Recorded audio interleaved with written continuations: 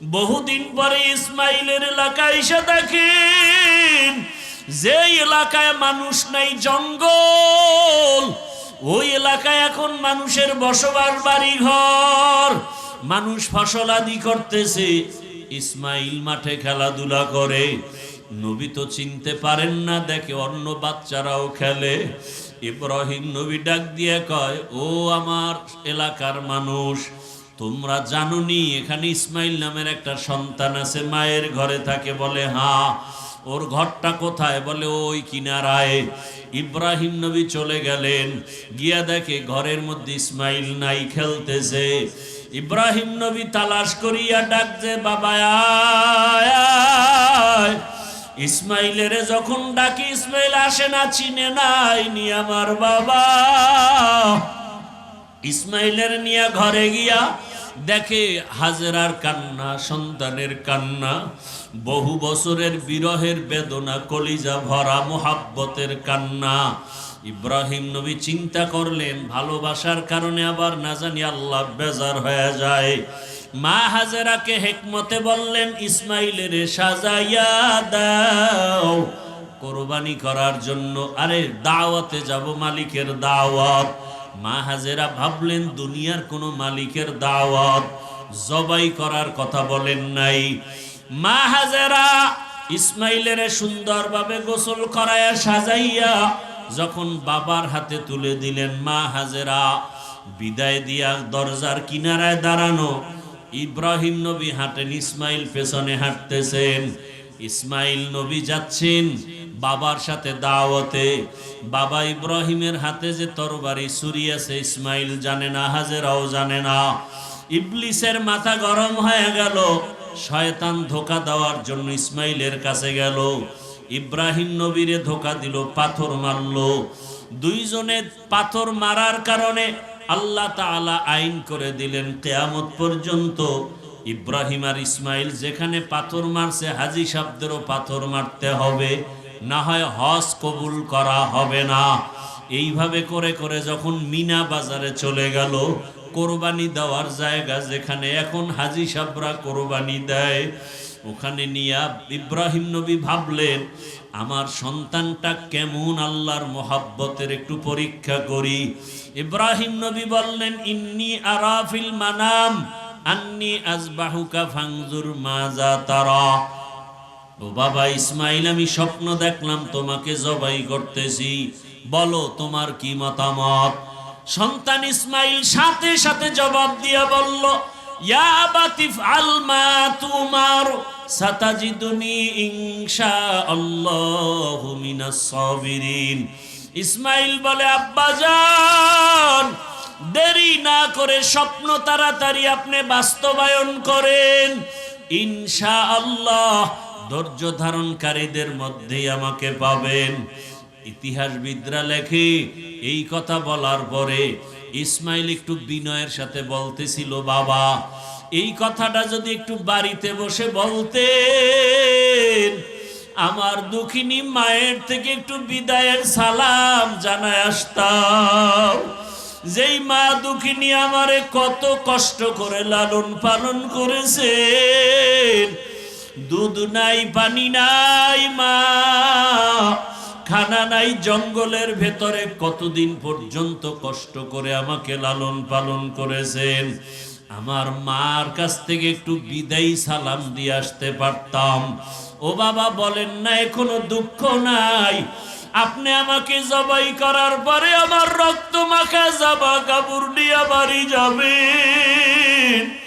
আমার মা যদি দেখে ইসমাইল নাই, আপনার কাছে প্রশ্ন করবে, ইসমাইল কই?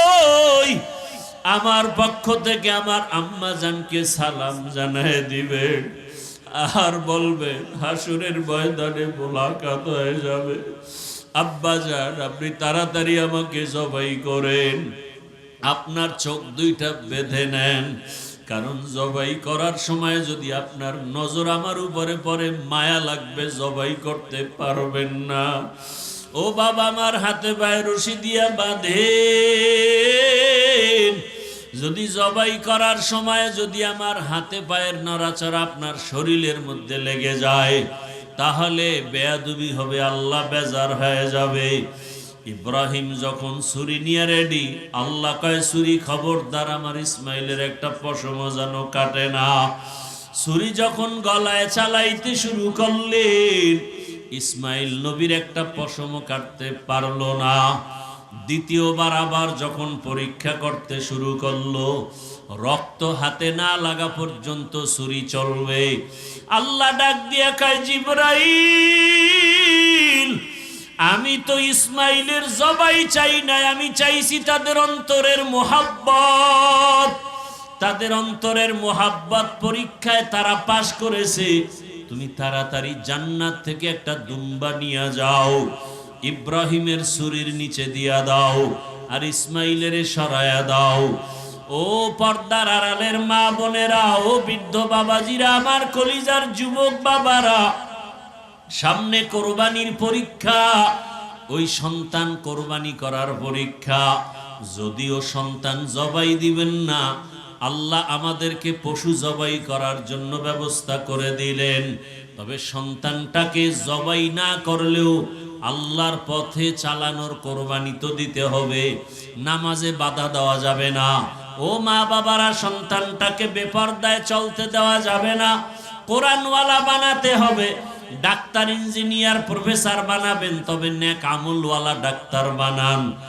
ইব্রাহিম নবী বুড়া বয়সে দোয়া করলেন, হে আল্লাহ, একটা নেককার সন্তানের ব্যবস্থা করে দেন। আল্লাহ দোয়া কবুল করে সংবাদ দিয়ে দিলেন, ফাবাশশারনাহু বিগুলামিন হালিম। আমি একটা বিচক্ষণ, ধৈর্য ধারণকারীদের অন্তর্ভুক্ত একটা সন্তানের সুসংবাদ দিলাম। মা হাজেরার গর্ভে আল্লাহ সন্তান দিলেন, নাম রাখলেন কি? ইসমাইল। ইব্রাহিম নবীর এই প্রথম সন্তান ইসমাইল। এরপরের সন্তান ইসহাক। ইসহাক নবীর সন্তান ইয়াকুব। ইয়াকুব নবীর সন্তান ইউসুফ আলাইহিস সালাম। কথা বুঝেননি?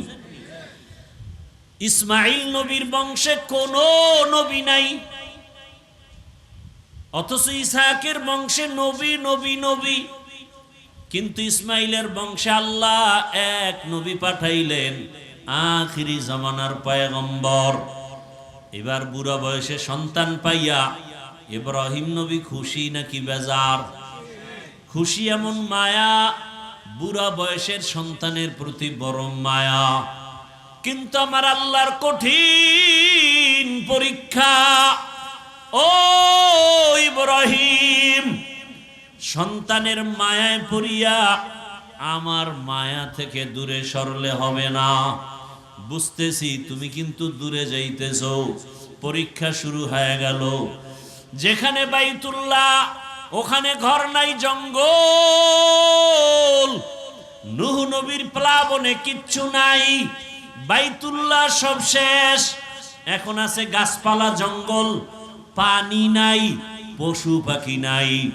ইব্রাহিম নবীকে বললেন, তোমার স্ত্রী হাজেরা ইসমাইলের নিয়ে ওখানে নির্বাসনে দাও। কেন টেন নাই? আল্লাহ অর্ডার করেছেন। কেন কেন নাই? নবী বলেন আলহামদুলিল্লাহ, আল্লাহ এটা বলছেন, মেনে নিলাম। বুঝে আসুক আর না আসুক, বর্তমান দুনিয়াতে এমনও কিছু আল্লাহর বান্দা আছে যারা যুক্তিতে না মিললে মানতে চায় না। আছে না নাই? এদের পরিণাম ফল নাস্তিকতার বেড়াজালে আবদ্ধ হয়ে যায়। আল্লাহর হুকুম আসছে পরীক্ষা। সন্তানের বিবি নিয়া মক্কার ওই জঙ্গলে হাজির।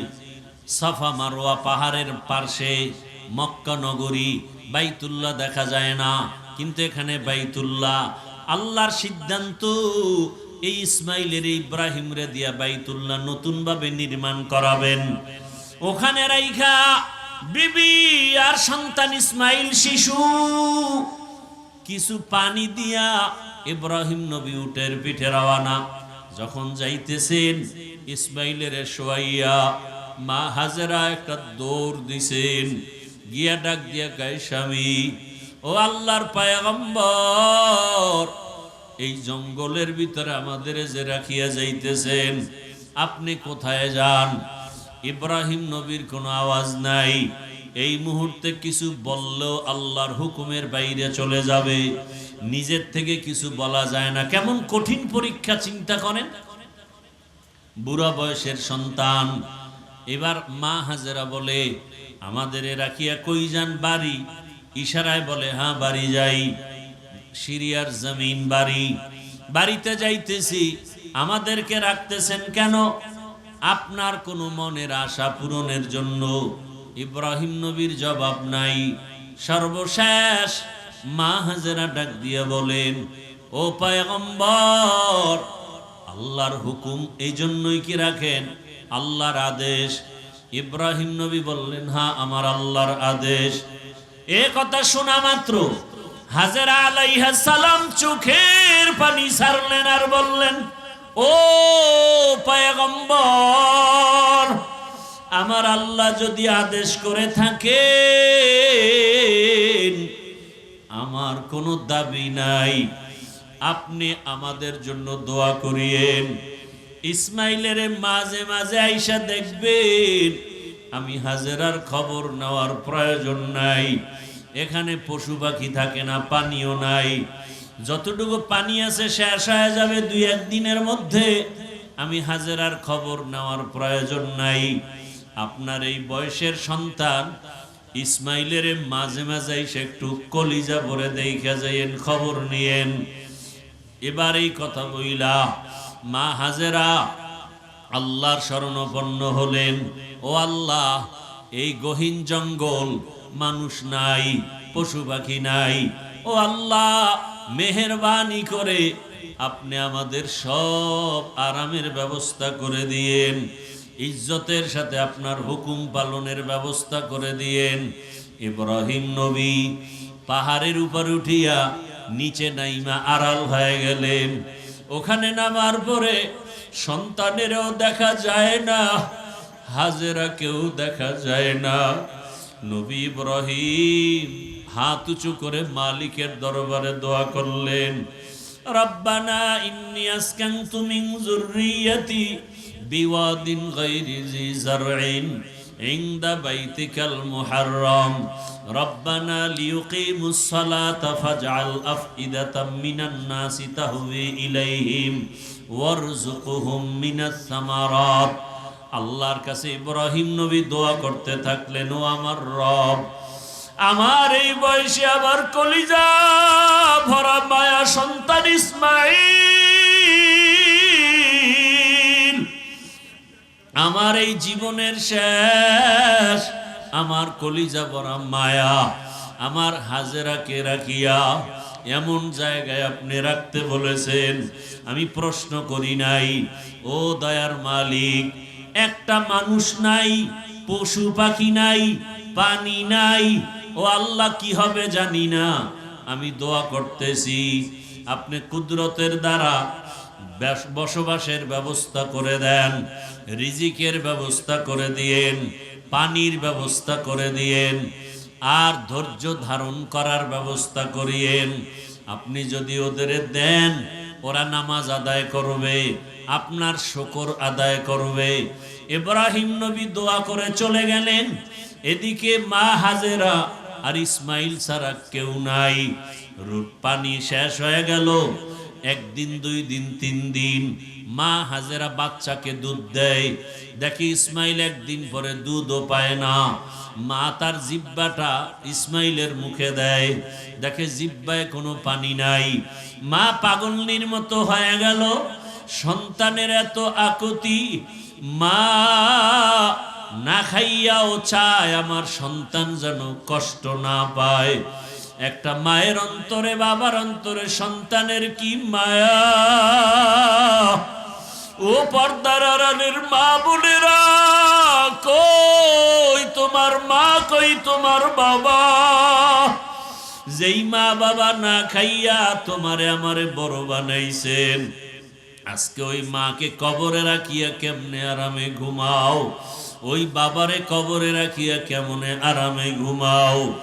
ওরে অনেকের সন্তান বিদেশ, মা এই যে কোরবানি আসতেছে, ওই সন্তানের চিন্তায় মা এক টুকরা গোশত মুখে দেয় না, সবাই রে গোশত পাকাইয়া খাওয়ায়।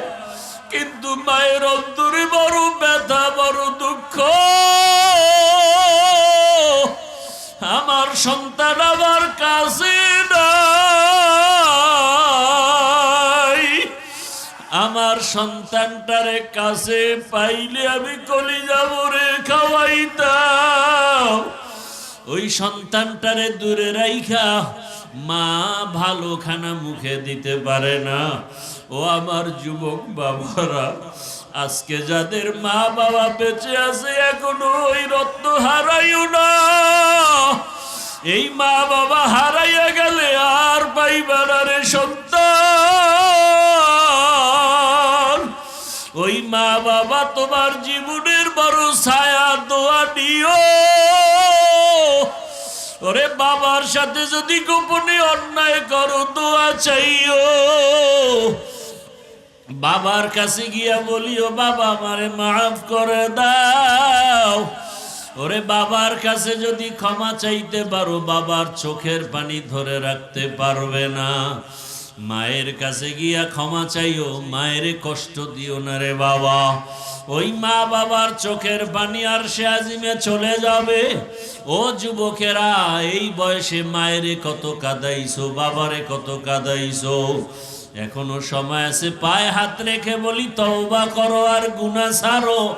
মা বাবার দোয়া নিয়ে সামনে আগাও। মায়ের কলিজা ফেটে যায়, ইসমাইলের মুখে পানি নাই, দুধও নাই, জিহ্বা দেয় শুকায় দেয়। মা হাজেরা পাগলের মতো ডানে তাকায় বামে তাকায়। হঠাৎ তাকায় দেখে সফা পাহাড়ে পানির মতো দেখা যায়। মা হাজেরা দৌড় দিলেন, গিয়া দেখে সূর্যের একটু আলো পায়া বালুগুলো পানির মতো চিকচিক করে, আসলে পানি না। মা হাজেরা চোখের পানি ছেড়ে কাঁদেন, আবার ইসমাইলের দিকে নজর দেন, আবার মারোয়া পাহাড়ে দৌড়ায়। এইভাবে 7 বার দৌড়াইলেন। মা হাজেরা এমন ভাবে দৌড় দিছেন, আমার মালিকের কাছে এত মজা লাগছে। আমার আল্লাহ ডেকে বলে, ও ফেরেশতা জিবরাইল, আমার হাজেরা যেই জায়গায় দৌড় দিল, ওই সাফা মারওয়ায় যদি হাজী সাহেবরা 7 বার হাজেরার মতো দৌড় না দেয়, আমি কোনো হাজী সাহেবের হজ কবুল করব না। ওই হাজেরার স্মৃতি আমার কাছে ভালো লাগছে। আজকে যত হাজিরা দৌড়ায়, ওমরা করতে যায়, হজ করতে যায়, মা হাজেরা যেখানে একটু জোরে দৌড় দিছেন, ওই জায়গায় চিহ্ন দেওয়া আছে সবুজ বাতি, ওই জায়গায় সব হাজিরা দৌড়ায়। আরে কেমন মানুষ! আজকে হাজার হাজার বছর পর্যন্ত ওই মক্কা নগরীতে মা হাজেরার স্মৃতিচারণ হচ্ছে। আর আমরা কেমন মানুষ, আমাদের নামটা মা বাবায় নিতে চায় না। সন্তান হিসাবে বড় খারাপ হয়ে গেলাম, বাবা হিসাবেও খারাপ। ওরে এমন চরিত্র, সারা দিন রাত মোবাইল নিয়ে গুনাহ করি। আজকে আমাকে স্বামী হিসাবে স্ত্রীও ভালো জানে না, বাবা হিসাবে সন্তানও ভালো জানে না। মনে মনে ঘৃণা করে, বাবায় গুনাহ করে মোবাইলের দ্বারা, স্ত্রী ঘৃণা করে, আমার স্বামী গুনাহ করে মোবাইলের দ্বারা। আসলে তোমার দুনিয়াতে আমার মাওলা স্মরণ করবে দূরের কথা, আপন স্ত্রীর কাছেই তো ভালো হইতে পারলাম না। ও কপাল পোড়া মুসলমান, আপন সন্তানের কাছে ভালো বাবা হইতে পারল না, কপাল বড় খারাপ। ওরে আপন সন্তানের কাছে আদর্শ বাবা হইতে পারি নাই, আপন ছাত্রের কাছে হইতে পারি নাই, আপন মুসল্লিদের কাছে আদর্শ ইমাম হতে পারি নাই, আপন স্ত্রীর কাছে আদর্শ স্বামী হতে পারি নাই। আমার কপাল এত খারাপ হয়ে গেল। ওরে আদর্শ বাবা হইয়া যদি কবরে যেতে পারতাম, কলিজা দিয়া সন্তান দোয়া করত। স্ত্রীর কাছে আদর্শ স্বামী যদি হতে পারতাম, আমার স্ত্রী কলিজা ভরে দোয়া করত। ছাত্রদের কাছে যদি আদর্শ শিক্ষক হতে পারতাম, ছাত্ররা কলিজা ভরে দোয়া করত। জনগণের কাছে যদি আদর্শ প্রতিনিধি হতে পারতাম, জনগণ মরিয়া গেল দোয়া করত। লোকটা বড় সৎ ছিল, কোনোদিন মিথ্যা বলে নাই, জনগণের ক্ষতি করে নাই। মানুষই হইতে পারলাম না। ও আল্লাহর বান্দারা, চক্ষু দুইটা বন্ধ করে চিন্তা করেন, আদর্শ বাবা কি হইতে পারছেন? আদর্শ মা কি হইতে পারলেন? আদর্শ স্ত্রী হইতে পারলেন কিনা? আদর্শ স্বামী হইতে পারলেন কিনা? আদর্শ শিক্ষক হইতে পারলেন কিনা? আদর্শ শিক্ষিকা হইতে পারলেন কিনা? আদর্শ ইমাম হইতে পারলেন কিনা? আদর্শ মুসল্লি হইতে পারলাম কিনা? নিজে নিজে চিন্তা করিয়া তারপরে মাওলার কবরের দিকে রওনা হয়ে যাই। কোন দিন মরণ হবে জানা নাই। মা হাজেরা দৌড়ায়, সন্তানের পেরেশানি, চোখে পানি। হঠাৎ করে গাইবি আওয়াজ, কে যেন ডাক দিছে হাজেরা, কে যেন আস্তে করে শব্দে আওয়াজ দেয় হাজেরা। মা হাজেরা কান সজাগ, কোথার থেকে ডাক আসতেছে জানা নাই। মা হাজেরা নজর করে দেখে, আজকে যেখানে বাইতুল্লাহ আমার আল্লাহর ঘর, ওই বাইতুল্লাহ তখন ছিল না, নিশ্চিহ্ন। ওই জায়গার থেকে একটু আওয়াজ, মানুষের সুরাতে একজনে দাঁড়ায় দাঁড়ায় ডাকতেছে। তিনি ছিলেন জিবরাইল ফেরেশতা। মা হাজেরা দৌড়ায় আর কয়, কে? বলে, আবার ইসমাইল। আমি আবার ইসমাইলের জন্য পাগল, আপনি কি একটু সহযোগিতা করবেন? আমার মাওলা কি দেখে না? জিবরাইল আলাইহিস সালাম তার পাখা দিয়া বাড়ি মারলেন। ইসমাইল নবীর পায়ের গোড়ালি দিয়া পানির ফোয়ারা বের হয়ে গেল। মা হাজেরা পাথর দিয়া আটকাইয়া বললেন, জমজম, হে পানি থাম থাম। ওই পানি আজও পর্যন্ত চলে। হাজার হাজার কোটি মিলিয়ন ট্রিলিয়ন বিলিয়ন লিটার পানি হাজি সাবরা নেয়, কমেও না বাড়েও না। নবীজিকে সাহাবায়ে কেরাম জিজ্ঞাসা করছিলেন, ইয়া রাসূলুল্লাহ, এই জমজম পানি বাড়েও না কমেও না, এত পানি হাজি সাবরা নেয়, এই জমজম কূপের নিচটা কোথায় লাগানো? নবী বলেন, এই জমজমের নিচের সম্পর্ক হাউজে কাউসারের সাথে লাগানো। এই জমজমের পানি বড় বরকতের পানি।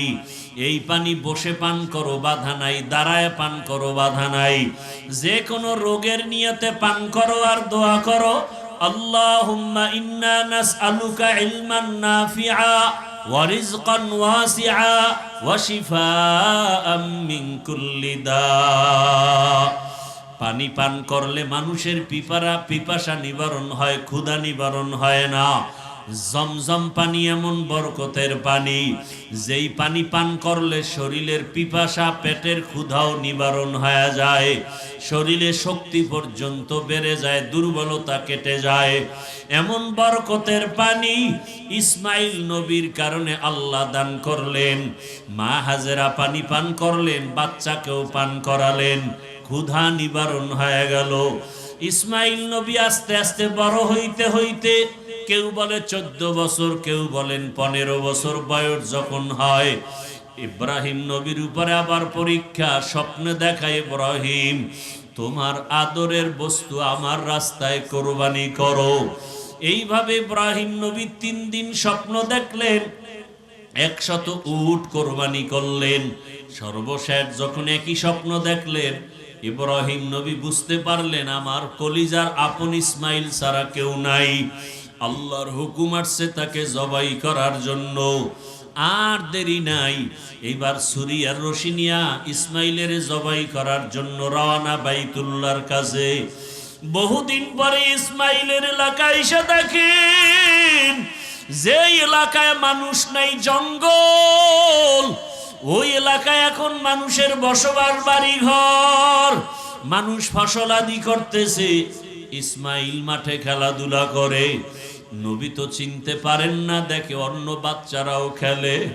ইব্রাহিম নবী ডাক দিয়ে কয়, ও আমার এলাকার মানুষ, তোমরা জানোনি এখানে ইসমাইল নামের একটা সন্তান আছে, মায়ের ঘরে থাকে? বলে হ্যাঁ। ওর ঘরটা কোথায়? বলে ওই কিনারায়।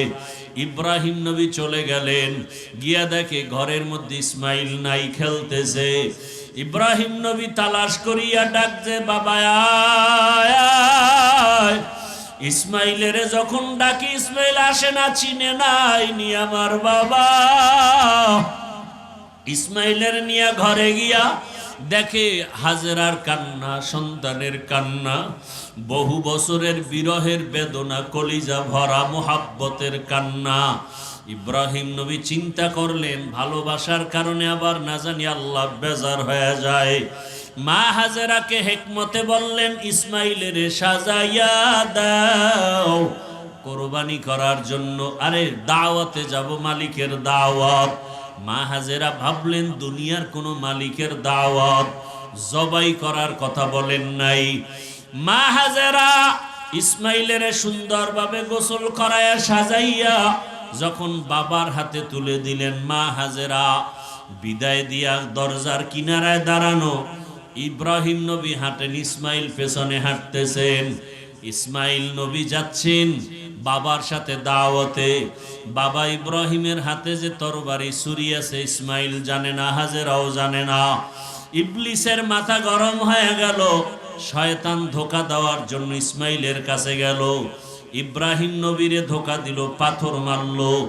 দুইজনে পাথর মারার কারণে আল্লাহ তাআলা আইন করে দিলেন কিয়ামত পর্যন্ত ইব্রাহিম আর ইসমাইল যেখানে পাথর মারছে, হাজী সাহেবদেরও পাথর মারতে হবে, না হয় হজ কবুল করা হবে না। এইভাবে করে করে যখন মিনা বাজারে চলে গেল, কোরবানি দেওয়ার জায়গা যেখানে এখন হাজী সাহেবরা কোরবানি দেয়, ওখানে নিয়া ইব্রাহিম নবী ভাবলেন আমার সন্তানটা কেমন আল্লাহর মোহাব্বতের একটু পরীক্ষা করি। ইব্রাহিম নবী বললেন, ইন্নী আরাফিল মানাম আন্নী আজবাহুকা ফানজুর মাজা তারা। ও বাবা ইসমাইল, আমি স্বপ্ন দেখলাম তোমাকে জবাই করতেছি, বলো তোমার কি মতামত। সন্তান ইসমাইল সাথে সাথে জবাব দিয়া বলল, ইয়া আবাতিফ আল মা তুমার সাতাজিদুনি ইনশাআল্লাহু মিনাস সাবিরিন। ইসমাইল বলে, আব্বাজান দেরি না করে স্বপ্ন তাড়াতাড়ি আপনি বাস্তবায়ন করেন, ইনশাআল্লাহ ধৈর্য ধারণকারীদের মধ্যেই আমাকে পাবেন। ইতিহাসবিদরা লেখে এই কথা বলার পরে ইসমাইল একটু বিনয়ের সাথে বলতেছিল, বাবা এই কথাটা যদি একটু বাড়িতে বসে বলতেন, আমার দুঃখিনী মায়ের থেকে একটু বিদায়ের সালাম জানায় আসতাম। যেই মা দুঃখিনী আমারে কত কষ্ট করে লালন পালন করেছেন, দুধ নাই পানি নাই মা, খানা নাই, জঙ্গলের ভেতরে কতদিন পর্যন্ত কষ্ট করে আমাকে লালন পালন করেছেন। আমার মার কাছ থেকে একটু বিদায়ী সালাম দিয়ে আসতে পারতাম। ও বাবা বলেন না কোনো দুঃখ নাই, আপনি আমাকে জবাই করার পরে আমার রক্ত মাখা জামা কাপড় নিয়ে বাড়ি যাবেন। আমার মা যদি দেখে ইসমাইল নাই, আপনার কাছে প্রশ্ন করবে ইসমাইল কই। আমার পক্ষ থেকে আমার আম্মা জানকে সালাম জানায় দিবেন, আর বলবেন হাসুরের ময়দানে মোলাকাত হয়ে যাবে। আব্বা জান আপনি তাড়াতাড়ি আমাকে জবাই করেন, আপনার চোখ দুইটা বেঁধে নেন, কারণ জবাই করার সময় যদি আপনার নজর আমার উপরে পড়ে মায়া লাগবে, জবাই করতে পারবেন না। ও বাবা আমার হাতে পায়ে রশি দিয়া বাঁধেন, যদি জবাই করার সময় যদি আমার হাতে পায়ের নড়াচড়া আপনার শরীরের মধ্যে লেগে যায়, তাহলে বেয়াদবি হবে, আল্লাহ বেজার হয়ে যাবে। ইব্রাহিম যখন ছুরি নিয়ে রেডি, আল্লাহ কয় ছুরি খবরদার আমার ইসমাইলের একটা পশম যেন কাটে না। ছুরি যখন গলায় চালাইতে শুরু করলেন, ইসমাইল নবীর একটা পশমও কাটতে পারলো না। দ্বিতীয়বার আবার যখন পরীক্ষা করতে শুরু করলো, রক্ত হাতে না লাগা পর্যন্ত ছুরি চলবে। আল্লাহ ডাক দিয়া কয়, জিবরাইল, আমি তো ইসমাইলের জবাই চাই না, আমি চাইছি তাদের অন্তরের মোহাব্বত। তাদের অন্তরের মোহাব্বত পরীক্ষায় তারা পাশ করেছে। তুমি তাড়াতাড়ি জান্নাত থেকে একটা দুম্বা নিয়ে যাও, ইব্রাহিমের ছুরির নিচে দিয়া দাও, আর ইসমাইলের সরায়া দাও। ও পর্দার আড়ালের মা বোনেরা, ও বৃদ্ধ বাবাজিরা, আমার কলিজার যুবক বাবারা, সামনে কোরবানির পরীক্ষা, ওই সন্তান কোরবানি করার পরীক্ষা। যদিও সন্তান জবাই দিবেন না, আল্লাহ আমাদেরকে পশু জবাই করার জন্য ব্যবস্থা করে দিলেন। তবে সন্তানটাকে জবাই না করলেও আল্লাহর পথে চালানোর কোরবানি তো দিতে হবে। নামাজে বাধা দেওয়া যাবে না। ও মা বাবারা, সন্তানটাকে বেপরদায় চলতে দেওয়া যাবে না। কোরআনওয়ালা বানাতে হবে। ডাক্তার, ইঞ্জিনিয়ার, প্রফেসর বানাবেন, তবে নেক আমলওয়ালা ডাক্তার বানান। তো আদম আলাইহিস সালাম মানব জাতির প্রথম পিতা,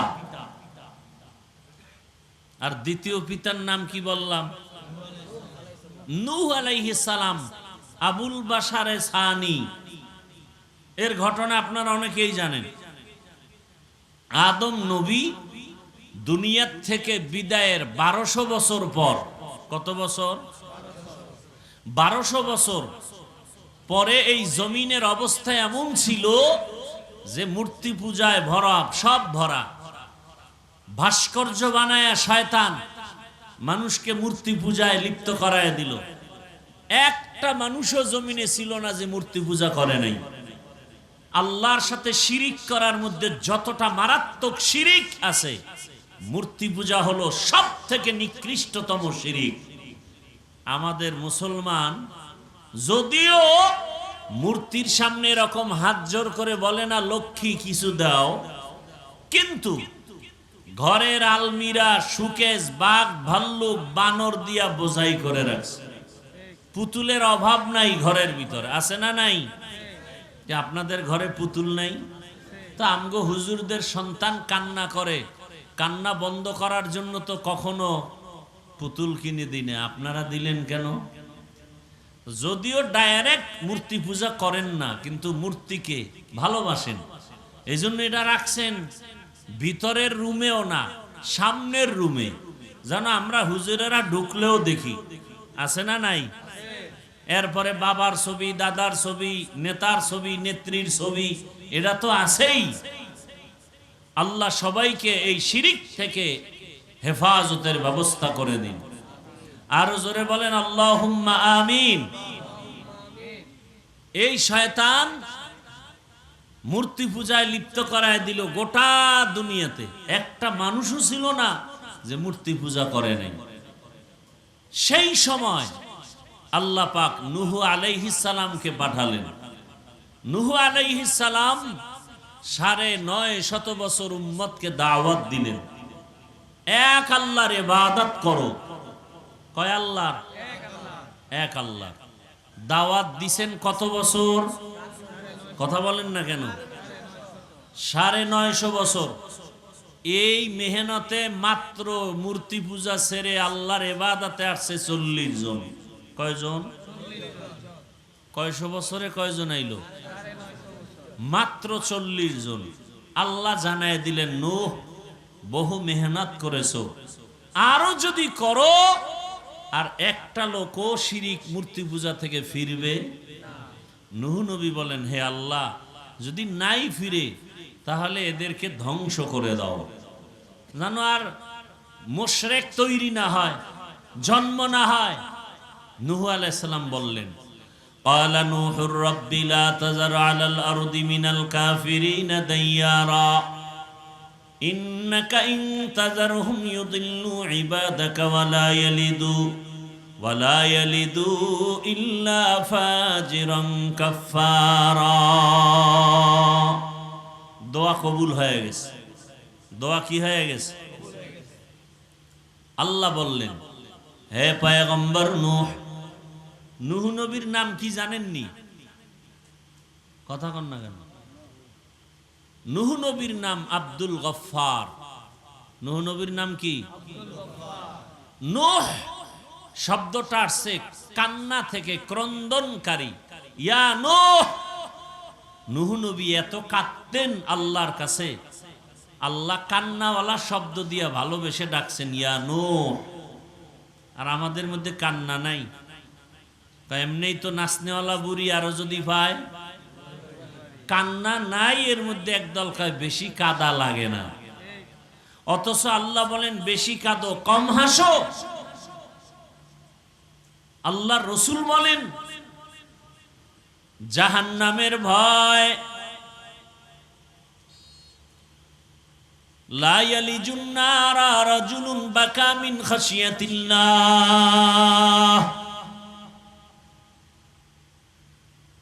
হাত্তা ইয়াউদাল লাবানু ফিদ দারঈ। জাহান্নামের আযাবের ভয়, এক ফোঁটা চোখের পানি যার চোখ থেকে পড়ে যাবে। নবী উদাহরণ দিয়া বলেন, গাভীর ওলান থেকে দুধ বের করে ভেতরে যেমন ঢুকানো সম্ভব না, ওই কান্নাওয়ালা বান্দা বান্দিকে জাহান্নামে দেওয়াও সম্ভব না। কান্নার দাম আছে না নাই? চোখে পানি দেখলেই দুনিয়াওয়ালার দিল গরম হয় না নরম? তাহলে আল্লাহর দয়া কি আরো কম নাকি? আল্লাহ বারবার বলে কাঁদো। নূহ আলাইহিস সালামকে আল্লাহ কান্নাওয়ালা শব্দ দিয়ে ডাকলেন, ইয়া নূহ, তোমার দোয়া কবুল হয়ে গেল, আমি গজব দিয়া দুনিয়ার সব মানুষ ধ্বংস করে দিব, তবে তুমি যাদেরকে ঈমানওয়ালা বানিয়েছো, যেই 40 জন 950 বছরের দাওয়াতে কালেমাওয়ালা হলো, এদেরও কি মেরে ফেলবো? কয় না, এদের হেফাজতের জন্য আল্লাহ বলেন বড় আকারে সুন্দর করে একটা কিস্তি বানাও। কি বানাও? আপনাদের কষ্ট লাগতেছে? খারাপ লাগতেছে? ঘুম আসতেছে? এই এতক্ষণ টাইম বাসায় থাকলে মোবাইলে গুনাহ করতেন, আর কি করতেন? এখন গুনাহ করতে কি সিনেমা হলে যাওয়া লাগে? আলাদা টেলিভিশন লাগে? আরে পৃথিবীর শ্রেষ্ঠ গুনার ফ্যাক্টরি কি? মোবাইল। কি এর মদের নেশা, বিড়ির নেশা, গাঞ্জার নেশা, সব থেকে বড় নেশা মোবাইলের নেশা। এ বিষয়ে কোনো ওয়াজ নাই। সরকার টাকা দিয়া র্যাব, আর্মি, পুলিশ, বিডিআর লাগায় দিছে, মদের নেশাকে বন্ধ করো। হ্যাঁ, নেশা বন্ধ করো, নেশা। মোবাইল নেশা বন্ধ করার কোনো পদক্ষেপ নাই। আমরা টুকটাক বয়ান করি, এত অনেকের কলিজা জ্বলে, অথচ এই মোবাইল আমার দেশ ও জাতির যে পরিমাণ ক্ষতি করলো, মদে পরিমাণ ক্ষতি করে নাই। এই মোবাইল যা ক্ষতি করলো, তাজা তাজা প্রাণ চলে গেল, তাজা প্রাণ চলে গেল। এই মোবাইল কেড়ে নিল, লেখাপড়া শেষ। আমাকে ওয়াজ মাহফিলে লেখাপড়ার ক্ষতি হয়? হ্যাঁ, বরং এখানে বয়ান শুনে কান্না করলে পরীক্ষা আরো ভালো হবে। কপাল পরারা বুঝে না, ক্রিকেট খেলা বন্ধ করে না কেন? পরীক্ষার ছেলেদের যেন ক্ষতি না হয়, এই 1 মাসের জন্য পরীক্ষা যতদিন চলবে ততদিন সব চ্যানেল বন্ধ, টিভি বন্ধ, পত্রিকা বন্ধ। কারণ ছেলে মেয়েরা টেলিভিশন দেখে, মোবাইল বন্ধ। এটা না কামের কাম। আকাম করতে আয়, ওয়াজ বন্ধ করো, মাইকের সাউন্ড কমাও। বিয়ার অনুষ্ঠানে যে গান বাজে, এটা কমায় না কেন? কি 5 তলা বিল্ডিং পর্যন্ত মনে হয় ভূমিকম্প শুরু হয়ে গেছে। আর কোরআনের বাগানে এসে কান্না করে দোয়া করলে আল্লাহ জেহেন খুলে দিবে, পরীক্ষারও সহজ হবে। এখানে বেশি আসা দরকার। কপাল খারাপ আমাদের। নূহ আলাইহিস সালামকে আল্লাহ কি বললেন? কি বানাও? কথা বলতে সবাই কথা বলেন। কিস্তি মানে কি দেখছেন নি কারবার? এই সব আওয়ামী লীগ, সব। কারণ আওয়ামী লীগের নৌকার জিকির করতে করতে এখন নুহ নবীর দ্বারাও নৌকা বানাইছে। স্যার, নুহ নবীরে আল্লাহ কি বললেন? এমন একটা কিস্তি বানাবা যে কিস্তির মধ্যে তোমার 40 জন মুমিন, তোমার সন্তান এবং পশু পাখির এক জোড়া করে, 2টা হাতি, 1 জোড়া গরু, 1 জোড়া ছাগল, 1 জোড়া ভেড়া, 1 জোড়া উট, এইভাবে যত পশু পাখি আছে 1 জোড়া করে। আচ্ছা, দুনিয়াতে এমন কোন নৌকা আসেনি যে 1 জোড়া হাতি উঠাবেন, 1 জোড়া উট, 1 জোড়া গরু আর 40 জন মানুষ উঠবে আর এটা চিতয়ে থাকবে? মেয়া 20 জন মানুষ উঠলি লারা সারা কয়ে থাম থাম পড়বে পড়বে, এর মধ্যে 2 জন পড়ে গেছে। তা আসলে কি এটা নৌকা ছিল? নূহ নবীর এটা নৌকা না জাহাজ? তাহলে আমাদের এই নৌকা বলাটাও ভুল। আওয়ামী লীগের নৌকা কোন, এটা আমার জন্য কোনো দুঃখ নাই। আমনের কবরে আমনে যাইবেন, আমনে বাড়ি ছেড়ে জঙ্গলে পালাইবেন, এটা আপনার বিষয়। কিন্তু নূহ নবীর নৌকা আসলে কি কিস্তি, কি নৌকা না জাহাজ? জাহাজ। একতলা জাহাজ না, কয়েকতলা বিশিষ্ট জাহাজ। এক এক তলা এক এক প্রাণী রাখছেন। এ বিষয়ে ভিন্ন বর্ণনা আছে, ওদিকে আমি যাব না। এবার সব উঠলো, উঠার পরে আল্লাহ পাক পানি বন্যা দিলেন। একাধারে 40 দিন বৃষ্টি। কয়দিন? সব শেষ। নূহ নবীর এক সন্তান কেনান বলল, আমি পাহাড়ের উপরে উঠে যাব। পাহাড়ের উপরে পানি, মরে গেল। ওই জাহাজে যারা ছিল 40 জন মুমিন আর 3 জন নূহ নবীর সন্তান, এরা বেঁচে থাকলেন। পশু পাখি বেঁচে থাকলো। পানি বন্যা শেষ, পুরা জমিন সাফ, গাছপালা কিচ্ছু নাই। এমনকি বাইতুল্লাহ যেখানে ছিল সেটাও নিশ্চিহ্ন, সমান হয়ে গেছে। নূহ নবীর 3 সন্তান দিয়া নতুন করে পৃথিবীটাকে আবার আবাদ করা হলো। এজন্য বলা হয় নূহ নবী হলেন মানব জাতির দ্বিতীয় আদি পিতা। নূহ নবীর 3 সন্তান সাম, হাম, ইয়াফাস, এই 3 সন্তান মিলে ওই সময় একটা শহরকে আবাদ করলো, বর্তমান ইরাকের অন্তর্গত। ওই শহরের নাম বাবেল শহর। কি শহর? কোন এক সময় সেই বাবেল শহরের অধিপতি বেঈমান নমরুদ হলো। কে হলো? নমরুদ। জুলুম, অত্যাচার সীমাহীন করতে থাকলো, ক্ষমতার অপব্যবহার। একদিন নমরুদ স্বপ্ন দেখে আগুন উঠছে, আগুন উঠা পুরা বাবেল শহর ধ্বংস করে দিছে। ভয়ে ঘুম থেকে উঠে গণকেরে ডাকলো, গণনা কর। কি দেখলাম? কয় শনি দেখছো? শনি। আগুন দেখো নাই? একটা পুত্র সন্তান জন্ম হবে, তোমার খোদাগিরি সব ধ্বংস করে ফেলবে, জুলুম অত্যাচারের ইতি টেনে ফেলবে। নমরুদ বলে, গণনা করো, ওই পুত্র সন্তান কি মায়ের গর্ভে না দুনিয়ায়? বলে দুনিয়ায় আসে নাই, মায়ের গর্ভেও আসে নাই, আসবে। বলে হ্যাঁ। নমরুদ তখন আইন জারি করলো, স্বামী আর স্ত্রী এক জায়গায় থাকা যাবে না। পুত্র সন্তান যদি জন্ম নেয়, সাথে সাথে তারে জবাই করে দাও, মেরে ফেলো, হত্যা করো। এটাকে বলে বার্থ কন্ট্রোল, জন্ম নিয়ন্ত্রণ। পৃথিবীর ইতিহাসে প্রথম জন্ম নিয়ন্ত্রণ আইন করে বেঈমান নমরুদ। আর এই জন্ম নিয়ন্ত্রণ আইনের ডাইরেক্টর বানায় ইব্রাহিম নবীর বাবা আজরকে। জন্ম নিয়ন্ত্রণ হারাম। বলেন জন্ম নিয়ন্ত্রণ। এই একটা তিল, তিল বুঝেন না? তিলের মতো ছিদ্র আছে, জায়েজ। এইটাও আমাকে বয়ান করা নিষেধ, কারণ বাঙালি জাতি তো তিল পাইলে তাল বানায় ফেলবে।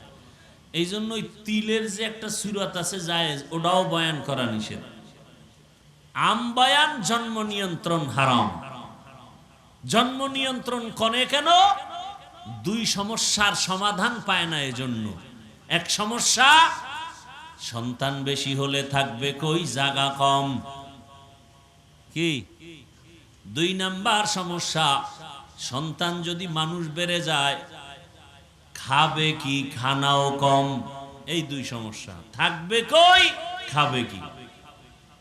আল্লাহ বলেন দোনোটার চাবি তো আমার হাতে। কার হাতে?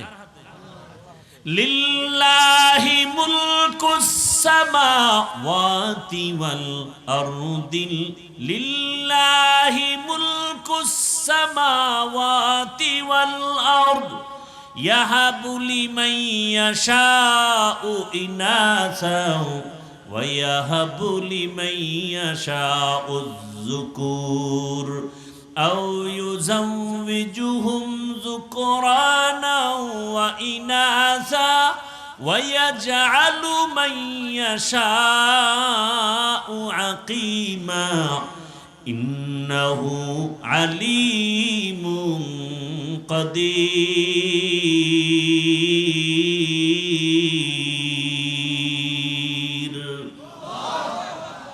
বাখা কুরআন কালামুল্লাহ বশনো কদিমাস্তি কদিমাস্তি নইনো। আলোচনা যেদিকে ঢুকতেছে আর একটু সময় লাগবে, দিবেন সময়, আল্লাহ কবুল করেন। কারণ এখন তো আর সময় কি দিবেন, আমার থেকে আপনারা মহাপণ্ডিত, ভালো জানেন, না জানলে হুজুরকে ভুল ধরেন কেমনে। কি অহংকারের সুযোগ পাইলেই কয় হুজুরেরা কি জানে, আমরা সব জানি। আকাম কইরা ধরা খাইলে কয় না জাইনে করছি, এর নাম বাঙ্গালি। কয় ভাই আপনার দাওয়াত কা? আলহামদুলিল্লাহ। কয় আপনার বাড়ি? বলে নাউজুবিল্লাহ। আল্লাহ তাআলা বলেন আসমান জমিনের মালিক কে? সব ক্ষমতার মালিক আমি আল্লাহ। চাইলে কাউকে ছেলে দেই, কাউকে মেয়ে দেই।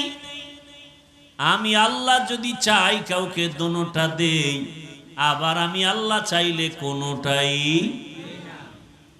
আর আপনারা স্লোগান শুরু করছেন কি, ছেলে হোক মেয়ে হোক দুটোর বেশি নয়, একটা হলে ভালো হয়, না হইলে আরো ভালো।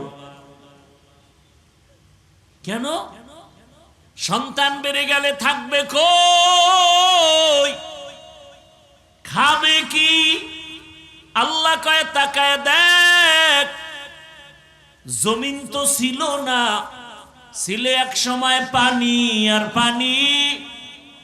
আমি আল্লাহ পদ্মা নদী চর ফালাইয়া জায়গার ব্যবস্থা করব, যমুনা নদীর মাঝে চর ফেলে জায়গার ব্যবস্থা করব। ওরে বাংলাদেশের মানুষ, তুমি দেখো তোমার দেশে জায়গা কম, 16টা বাংলাদেশ প্যাকেট করে রাখার মতো জায়গা সৌদি আরবে আছে। কয়টা দেশ? এরকম 16 দেশ প্যাকেট করে রাখতে পারে বাংলাদেশের মতো। সৌদি আরবে জনসংখ্যা হিসাব করো। আজকে সারা বিশ্বে আমাদের দেশের লোক আছে না, মধ্যপ্রাচ্যে বাঙালি অভাব নেই, কাজ করতেছে, আল্লাহ চালাইতেছে। আল্লাহ এভাবে বন্টন করে দিছেন, এভাবেই চলবে। আল্লাহর ক্ষমতা তুমি নিজের মধ্যে নিয়ে ফাও চালাকি কেন করো?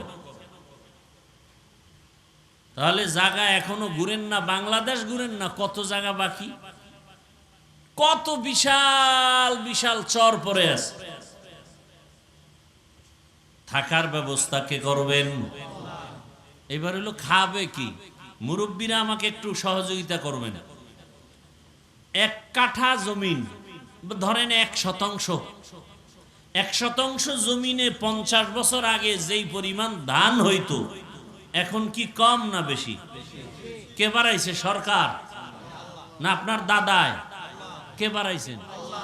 আগে 10টা পেয়ারা খাইলো জিব্বায় টের পাওয়া যাইতো না, আর এখন এত বড় বড় পেয়ারা, এক পেয়ারা একজনে খাওয়া, একটা বেদানা, একটা আপেল, কত বড় বড়। রিজিক কে বাড়াইলেন? না খায় মরছে, কেউ খাইয়া মরতেছে। এত খাওয়া খায়, পেট ফুইলা জাগাত। আমগো দেশে একজনে কাঁঠাল খাইছে, জনমের খাওয়া খাইয়া এক ঘুম দিছে, সকালে পেট ফুইলা জাগাত শেষ। বাঙালি তো খাওন পাইলে আর কোনো কথা নাই। কি ডাক্তার মিষ্টি খাইতে নিষেধ করছে, সবে বরাতের মিষ্টি খাইতে গেছে মসজিদে, তাও আবার কোলেরটাও নিয়ে গেছে। এক প্যাকেট ডান হাত দিয়া লইয়া আবার ভিতরে দিয়া বাম হাত ঢুকাই দিছে আর এক প্যাকেটের জন্য। কি আছে না নাই? তো বাম হাত দিয়া যখন নিতেছে, পিছন দিয়ে একজনে দেখে আমি এক প্যাকেটই পাই না, দুইটা লয়ে টানে কেন? ও ডান পকেট ডান বগলের ডালয়ে টান দিছে। টান দিছে পর দুইজনের সাথে লাগছে ঝগড়া, কিলাকিলি, ধুম কিলাকিলি, জেলাফি ফইরা ভর্তা পায়ের তলে। কিলাকিলি করতে করতে, ধাক্কা ধাক্কি করতে করতে 1.5 ঘন্টা দেখে মসজিদে কেউ নেই, ওরা দুইজন ছাড়া। এইবার কার কত ক্লান্ত হয়ে গেছে, জেলাফি পাইলাম না, কারে মসজিদে আসবো না। খাওয়ার জন্য এত পাগল। এই যত মামলা হামলা, যত কিছু ঝগড়া ফাসাদ, এই খাওন আর খাওন। খাইতে পারে 250 গ্রাম, 1.5 কেজি লয়ে টানাটানি। বাইরে মাইরে ফেলাইস নিজে বেশি খাওয়ার জন্য। বাবাকে পর্যন্ত হত্যা করে, নিজে সম্পদের মালিক হবে। বিনিময়ে কি হলো? শেষ পর্যন্ত জেলখানার আসামি, জায়গার জায়গায় জায়গা পড়ে রইল। না বাবায় পাইল, না ভাই পাইল, না নিজে পাইল। শেষ ফল বিচারক ফাঁসির হুকুম দিয়ে দিল। এই তো এই একটা মাইয়া পাওয়ার জন্য যুবক পেছনে লাগছে, তো এর পেছনে আর এক যুবক একে মেরে ফেলছে। মেরে ফেলার পরে এবার মাইয়াও জেলখানায়, ছেলেও কি জেলখানায়। পরিণাম ফলে হইছে ফাঁসি। কি হইল? এখন কি দুনিয়া ওই আছে নাকি যে তুমি আকাম কইরা পার পাবা? সেই দুনিয়া আর নাই। এখন মানুষ, মুরব্বীরা বলতো দেওয়ালের কান আছে, এটা এখন বাস্তব হয়ে গেছে। রাতের অন্ধকারে কি করো? 30 বছর আগে অন্যায় করছে, এটা ধরে ফেলাইছে এখন গোয়েন্দা বিভাগের লোকেরা। একটা কুলু দিয়া ধরে ফেলছে। কি কুলু? সিগারেট খাইয়া সিগারেটের পাশা ফালাইয়া গেছে ওই জায়গায়, ওইটা ধইরা আসামি ধরে ফেলাইছে। একটু থুথু নিক্ষেপ করেছে, এখান থেকে টিস্যু, ঘাম মুইছা টিস্যু ফালাইয়া দিছে। পুলিশ এসে ওখান থেকে ধইরা ওই টিস্যুর থেকে বের করছে আসামিকে। কি আছে না নাই? আমি এটি বানায় বলতেছি, জেনে শুনি। আর পরও তো আকাম বন্ধ নাই।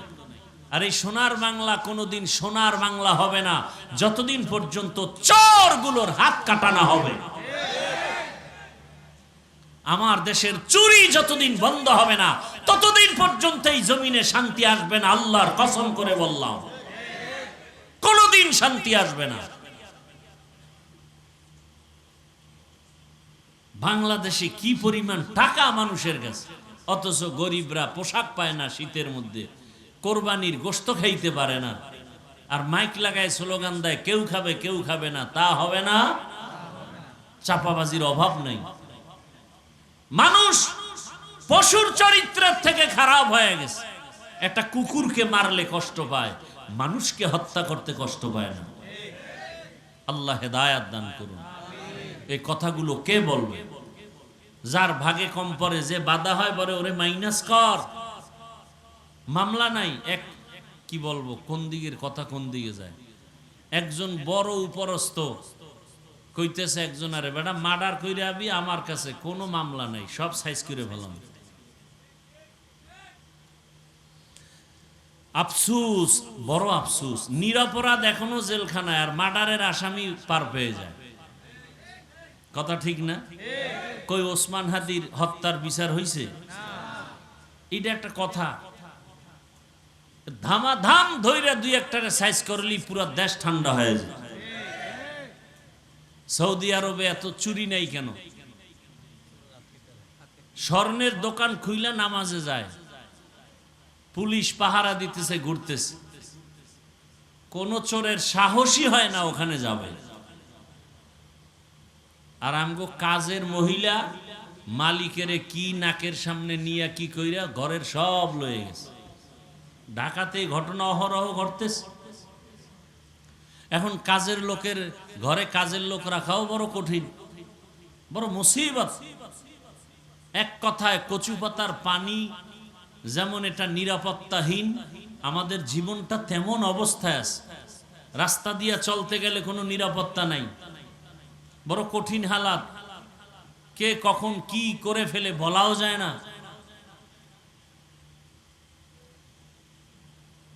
তো কোন কথার থেকে কত দূর আসলাম মনে নাই? নূহ আলাইহিস সালামের দ্বারা ওই বাবেল শহরে নমরুদ, মনে আছে না? স্বপ্ন দেখা ইব্রাহিম নামের সন্তান আসবে, এটা আসতে দেওয়া হবে। ডাইরেক্টর বানাইলো কারে? নমরুদ, ইব্রাহিম নবীর বাবা আজরকে। আল্লাহর সিদ্ধান্ত কি? ডাইরেক্টরের ঘরেই ইব্রাহিম আসবে। আসলো তো আসলো, অনেক বড় ঘটনা। শেষ পর্যন্ত ইব্রাহিম নবীকে মা গোপনে গোপনে লালন পালন করে বড় বানাইছে। এখন চেহারা সুন্দর, দেখে তো যে দেখে তারই কি লাগে? মায়া, মোহাব্বত বেড়ে যায়। বাবার মায়া, ঘরে লালন পালন হয়ে গেল। নমরুদেরও মায়া লাগছে দেখা।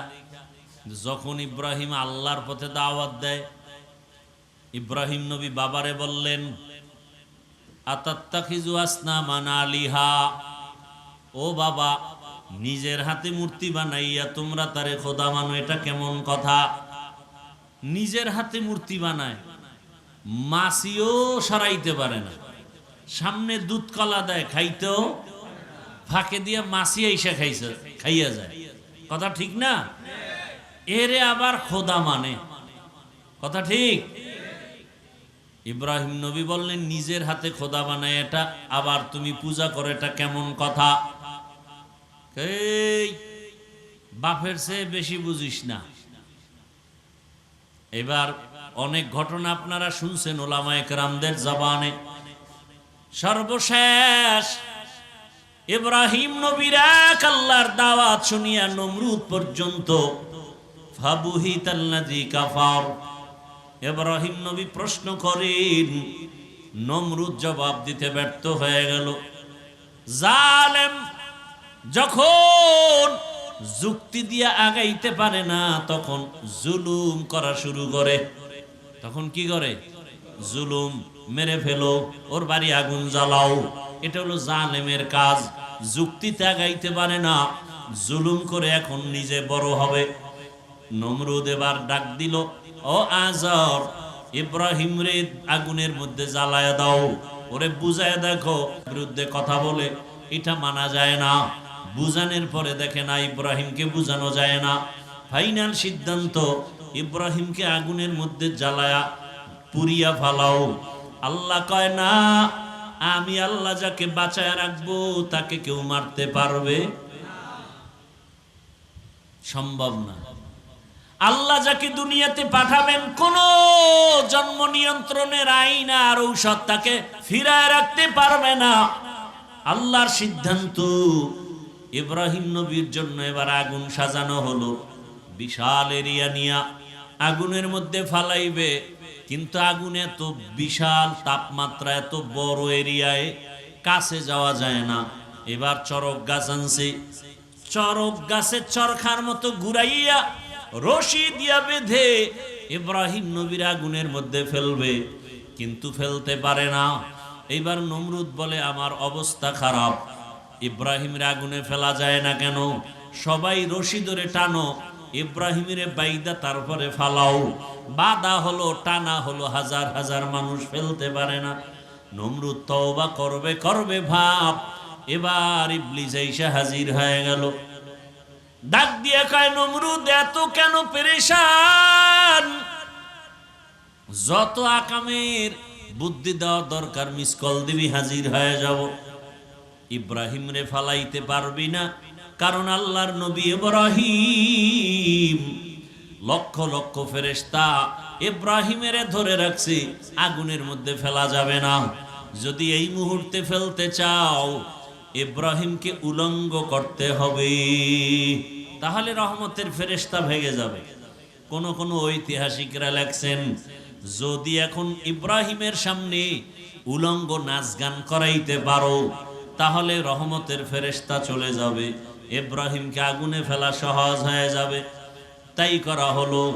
ইব্রাহিমকে যখন আগুনে ফেলা হলো, আল্লাহ তাআলা আগুনকে নোটিশ জারি করলেন, কুলনা ইয়া নারু কুনি বারদাও ওয়া সালামান আলা ইব্রাহিম কে লুতুফে খেশরা ইজহারে কর বাখলিল আসনারে রাগল জারে কর। ইব্রাহিম নবীর আগুনকে আল্লাহ বলেন শান্তিদায়ক, ঠান্ডা হয়ে যাও। মুফাসসিরিনে কেরাম বলেন শুধু ওই আগুন না, ওই টাইমে দুনিয়াতে যত আগুন ছিল সব আগুন ঠান্ডা হয়ে গেল, সব আগুন। ইব্রাহিম নবী আরামে বসে আছেন, আগুনের মধ্যে একটা পশমও জ্বলে না। নমরুদের চান্দি গরম, ওই আগুন জ্বালাও না কেন? কয় আমি যার গোলাম তুমিও তার গোলাম, তুমি আমাকে বলো একবার জ্বালাও, আর আমার মালিক বলে খবরদার ইব্রাহিমের একটা পশম যেন না জ্বলে। দীর্ঘদিন আগুনে থাকলেন, ইব্রাহিম নবী বের হয়ে আসলেন। চাচাতো ভাই একজন নবী আর তার বিবি বিশ্ব সুন্দরী সারা, একে নিয়ে এবার কয় না, এই দেশে আর থাকা যাবে না, সিরিয়ায় হিজরত। এইবার ওই যে খুতবায় আয়াত পড়ছিলাম, এই আয়াতে ওই হিজরতের কথা বলা হচ্ছে। ইব্রাহিম নবী বলেন, ইন্নী যাহিবুন ইলা রব্বি সায়াহদিন, আমি আমার রবের দিকে হিজরতের জন্য রেডি হয়ে গেলাম। আমার রব আমার জন্য কল্যাণের পথ রাস্তা বের করে দেখায় দিবেন। বিবি বিশ্ব সুন্দরী সারাকে নিয়ে রওয়ানা সিরিয়ার জমিনে, মিশরের উপর দিয়া যেতে হবে। মিশরের বাদশা বড় জালেম। যখন শুনছে বিশ্ব সুন্দরী, গোয়েন্দা বিভাগের লোকেরা বলল বিশ্ব সুন্দরী সারা আসছে, ইব্রাহিমের স্ত্রী, বলে আটক করো। আটক কইরা স্ত্রীকে নিয়ে গেল বাদশার রাজমহলে, রাজপ্রাসাদে। পৃথিবীতে মুসলমানকে ধ্বংস করার যতটা উপকরণ আছে, এর মধ্যে সব থেকে বড় উপকরণ হলো বেপর্দা। কি বেপর্দা? অর্ধুলঙ্গ উলঙ্গ নারীদের নাচ গান, অবাধে চলাফেরা, এতে মুমিনের ঈমান ধ্বংস হয়ে যায়। আল্লাহ হেদায়েত দান করুন। পর্দার ওয়াজই তো নাই, পর্দার ওয়াজ করবে কি? আমি যদি বেপর্দায় মহিলাগুলো নিয়ে একসাথে এক টেবিলে বসি, তাহলে পর্দার ওয়াজ কি আমার জবানে আসবে? কথা বলেন, আসবে? আমি মাওলানা, আমি মুফতি, আমি মুহাদ্দিস, আমি বড় হুজুর, আমি যদি মহিলাদেরকে বেপর্দায় এক টেবিলে বসাই, তাহলে আমার জবানে কোনোদিন পর্দার বয়ান আসবে? আর আমার জবানে পর্দার বয়ান হলেও উম্মতের লাভ হবে না, কোনোদিন লাভ হবে না। এই নারীর বেপর্দা আমাদের ধ্বংসের কারণ। আল্লাহ হেদায়েত দান করুন। ওই উত্তরবঙ্গে একবার দেখছিলাম, মহিলা মসজিদে উঠে বক্তব্য দিতেছে, কমিশনার না চেয়ারম্যান, বাস পাওয়ার পারে না, হুজুরগো নামাই দিয়ে সে নামাজটা পড়ায় দেয়। এমন অবস্থা, বড় কঠিন হালাত। তবে এটা ইতিহাস লেখা থাকবে যে বাংলাদেশের প্রধানমন্ত্রী কি এখন কথা হবে না, এটা একটা ইতিহাসের পাতায় লেখা থাকবে না?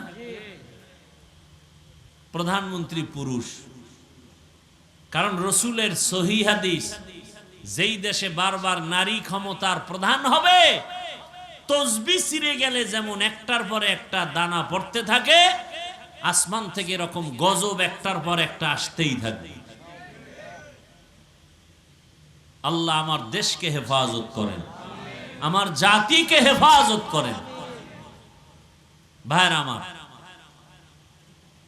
এবার ওই জালেম সুন্দরীকে নিছে। ইব্রাহিম নবী তো নবী মানুষ, আল্লাহওয়ালা মানুষ, আল্লাহর পেয়ারা বান্দারা বেশি একটু সরল হয়, মনের মধ্যে প্যাঁচ কম, চুপচাপ বসে আছে। নিয়ে গেল গোয়েন্দা বিভাগের লোকেরা জুলুম করে বিবিরে। আল্লাহর কে আল্লাহ গো, আমার বিবিরে নিয়ে গেল জালেম, কি করি, উপায় কি আমার? আল্লাহ কা ইব্রাহিম এখানে বসে থাক, অন্তর চক্ষু খুলে দিলাম, ওই জালেম যা করবে তুই এখানে বসে দেখবি। সুন্দরী রমণী দেখে ওই জালেম যখন হাত বাড়াইছে সাথে সাথে হাত বাঁকা হয়ে গেছে। এভাবে 3 বার, আমি সংক্ষেপ করে যাচ্ছি। শেষ পর্যন্ত জিগা, এই তোমার ভিতরে এমন কি পাওয়ার যে আমি ব্যর্থ হয়ে গেলাম 3 বার, জবান বন্ধ। এবার বলে আমার মধ্যে কোনো পাওয়ার নাই, তবে এতটুকু বলা যায় আমি আল্লাহর পেয়ারা নবীর একজন স্ত্রী। কে সে নবী? বলে ইব্রাহিম নবী। তাই নাকি? বলে হ্যাঁ। এবার 2-3 বার আকাম কইরা যখন দেখে ব্যর্থ, এবার দিল নরম করে ইব্রাহিম নবীকে আনলেন, সম্মান করলেন। আর সন্তানাদি কি আছে ইব্রাহিম নবীর? কয় কোনো সন্তান নেই, বুড়া বয়স। এবার হাজেরা ছিলেন খাদেমা, তাকে ইব্রাহিম নবীর খেদমতের জন্য দিলেন। মা সারার মতামত নিয়ে এক পর্যায়ে বিবাহ হয়ে গেল। আল্লাহর কাছে ইব্রাহিম নবী নেককার সন্তানের দোয়া করলেন, রব্বি হাবলি মিনাস সলিহিন। কে দোয়া করলেন? ইব্রাহিম নবী। ও সন্তানের মা বাবারা, সন্তান মা বাবার কথা শুনে না আল্লাহর কাছে কয়দিন দোয়া করছেন?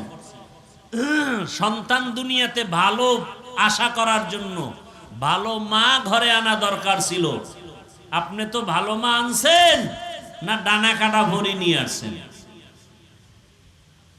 ভালো একটা মা ঘরে আনার পরে ওই মা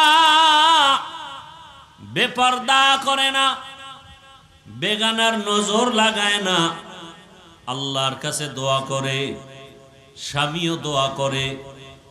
আল্লাহর কাছে যারা দোয়া করবেন নেককার সন্তানের জন্য আল্লাহ তাকে সন্তান দিবেন। 10টা সন্তান হলে কি লাভ হবে যদি মা বাবার অবাধ্য হয়? সন্তানের কারণে যদি মা বাবা জেলখানায় যেতে হয়, মা বাবা যদি সন্তানের অপরাধের কারণে সমাজে মুখ দেখাইতে না পারে, এমন সন্তান 10টা হওয়ার দরকার নাই। ইজ্জত বাঁচানোর জন্য 1 সন্তান যথেষ্ট। আল্লাহর কাছে চাইতে হবে। কত ডাক্তার আছে নামাজ পড়ে, কত ইঞ্জিনিয়ার নামাজ পড়ে, কত র্যাব আর্মি পুলিশ বিডিআরের চাকরি করে, নামাজি অভাব নাই। এমন একটা সন্তানকে আপনি চাকরিজীবী বানান, নামাজি চাকরিজীবী, নামাজ পড়বে, কোরআন পড়বে, মা বাবার জন্য দোয়া করবে। এতদিন যারা গুনার ভিতরে ছিলেন তওবা করেন। ও আল্লাহ, ইব্রাহিম নবীকে যেভাবে পরীক্ষায় পাশ করায় নিয়েছেন আমাদেরকেও পাশ করায় নেন। আমাদের সন্তানের পরীক্ষায় যেন আমরা ফেল না করি। ও যুবক বাবারা, তওবা করো। আর দাড়ি কাটবা না, নামাজ ছাড়বা না, বেপরদায় চলবা না। ইসমাইল নবীর মতো আল্লাহর হুকুমের সামনে নিজেকে কোরবান করে দাও। মরিয়া গেল দাড়ি কাটবো না, নামাজ ছাড়বো না, মোবাইলে গুনাহ করবো না। ইব্রাহিম নবীর মতো বৃদ্ধ বাবাজিরাও তৈরি হয়ে যান, আল্লাহর হুকুমের সামনে আর কোনোদিন আমি বিরোধিতা করব না। মা হাজেরার মতো মা বোনেরাও তৈরি হয়ে যান। হাজেরা যেমন ইসমাইলকে আল্লাহর রাস্তায় কোরবানি দিতে একটু প্রশ্ন করেন নাই, বরং শুকর আদায় করেছেন। আপনারাও সন্তানটাকে আল্লাহর পথে চালান। ডাক্তার হবে নামাজি ডাক্তার, নামাজ পড়নেওয়ালা ইঞ্জিনিয়ার, নামাজ পড়নেওয়ালা একজন প্রফেসর। আল্লাহ সবাইকে তৌফিক দান করেন, আমিন। আলহামদুলিল্লাহি রাব্বিল আলামিন। ওয়াসসালাতু ওয়াসসালামু আলা সাইয়্যিদিল আমবিয়াই ওয়াল মুরসালিন ওয়া আলা আলিহি ওয়া আসহাবিহি আজমাইন। ইয়া আরহামার রাহিমিন, ইয়া আরহামার রাহিমিন, ইয়া আরহামার রাহিমিন। রব্বিরহামহুমা কামা রব্বায়ানি সগীরা। আল্লাহুম্মা ইন্নাকা আফুউন কারীম তুহিব্বুল আফওয়া ফা'ফু আন্না।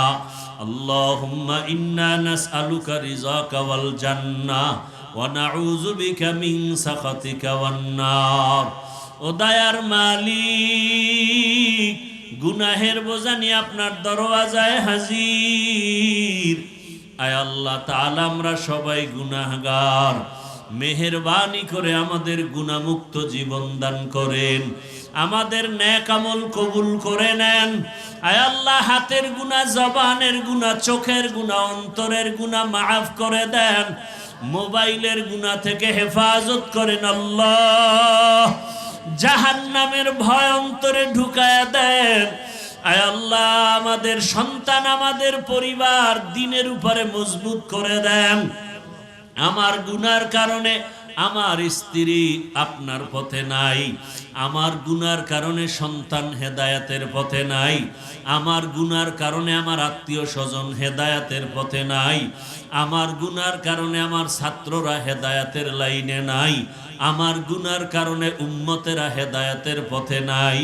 ও আল্লাহ, আমাকে গুনাহমুক্ত করে দেন আল্লাহ।